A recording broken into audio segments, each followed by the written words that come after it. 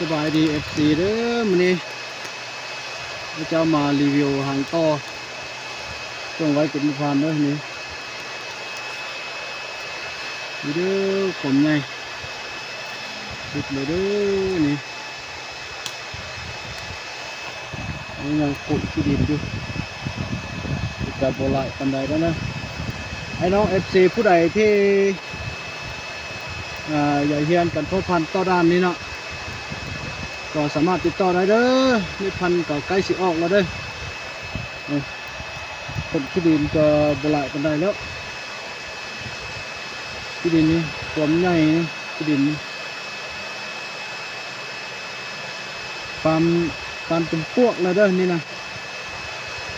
น้องเอ้ยนี่ความใหญ่นี่สุดเลยเด้อผู้ใดอยากเรียนพ่อพันธุ์ต่อด้าน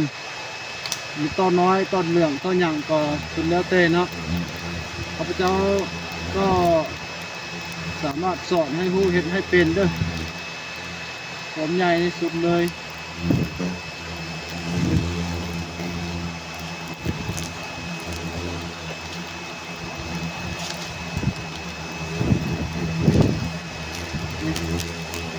ส่วนที่ดินออกข้างคืนออกมาเนาะใหญ่ที่สุดเลยผมใหญ่นี่เด้อไอ้น้องเอ้ยสุดยอดเลยเด้อนี่พันธุ์ต่อใกล้สิออกแล้วซึ่งประมาณอีกเดือนนึงเลยไอ้น้องผู้ใดสนใจอยากเรียนสามารถติดต่อได้เนาะราคาบ่แพงเด้อราคาเรียนก็ธรรมดานึงนะราคาบ่แพงเด้อราคาถูกอยู่เด้อผู้ใดสนใจให้ติดต่อได้เด้อcái giống nó trồng phi mà cũng cho sản cho sai cái đại nông này đấy giờ đâu được tiền nữa mình có tỏ tên nó sẽ cho nó trồng cua hết nè lo được tiền liền ơi trồng phi chỉ để giờ tải vào nữa cái chuyện nó đi nó tụi tôi nhà chủ cho trâu và tôi nó vào đấy đánh gió đó tao vào đánh gió là hút tao tụi tôi nhà cờ cái cởi vô đấy là đặt khe đấy xí đó thì trồng cái gì đó chúng nó chỉ lo được tiền liền đó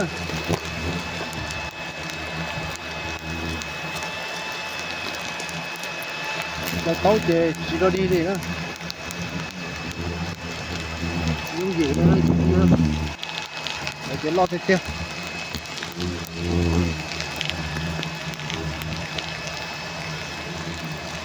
có cái khó chấp là sao hỗ trợ nữa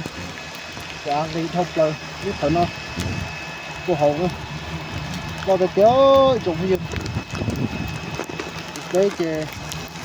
cho nó rất là đến gặp cái vo thì nó phải nó là cứ gì đó trong cái chè cái là nó là cứ cái một tôi sắp phải nó đó sắp phải nó là sắp đấy tàu rô đấy cái tàu nó khó nó có đâu tàu nó đó